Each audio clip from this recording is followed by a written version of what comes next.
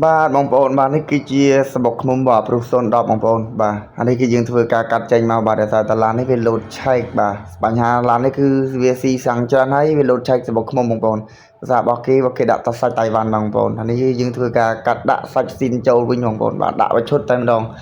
អានេះព្រុស010បងប្អូនបាទឡាននេះគឺបាទអាចបានអញ្ជើញមកពីខាងអាស័យកែវបាទមកដាក់សបុកឃ្មុំបាទ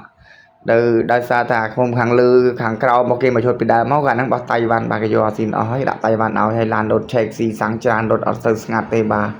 ហើយក៏យើងធ្វើការកែដាក់សាច់ស៊ីនចូលវិញតែម្ដងបងប្អូនបាទដាក់មួយឈុតអានេះយើងកាត់កណេកណាត់អីអស់ហើយបងប្អូនកាត់កណេកណាត់ត្រេដប់វិញតែហ្នឹងអីអត់តាន់ហើយទេបាទនេះគឺយើងកាត់ធ្វើឲ្យអត់តាន់ហើយទេបាទនេះយើងផ្សារមកគ្រាប់ខាងលើបាទទឹកសាតនេតណតនេថ្នាំងអីហ្នឹងធ្វើមិនស្រីឲ្យស្អាតបងប្អូនបាទឲ្យចិត្តមិនឲ្យលីខ្យល់បងប្អូននេះឃើញហើយណាអានេះសាច់ស៊ីនទេបងប្អូនបាទមិនមែនបោះតៃវ៉ាន់ទៀតទេបាទឲ្យដាក់ឲ្យធានាអត់លោតឆែកទេហ្នឹងហើយធានាអត់លោតឆែកអីមកទៀតទេគឺស្ងាត់សំឡេងស្ងាត់ស៊ីសាំងតិចស៊ីសាំងត្រូវតាមកម្រិតស្តង់ដារហើយជាពិសេសដាក់ក្នុងស៊ីនគឺថែរក្សាគុណភាព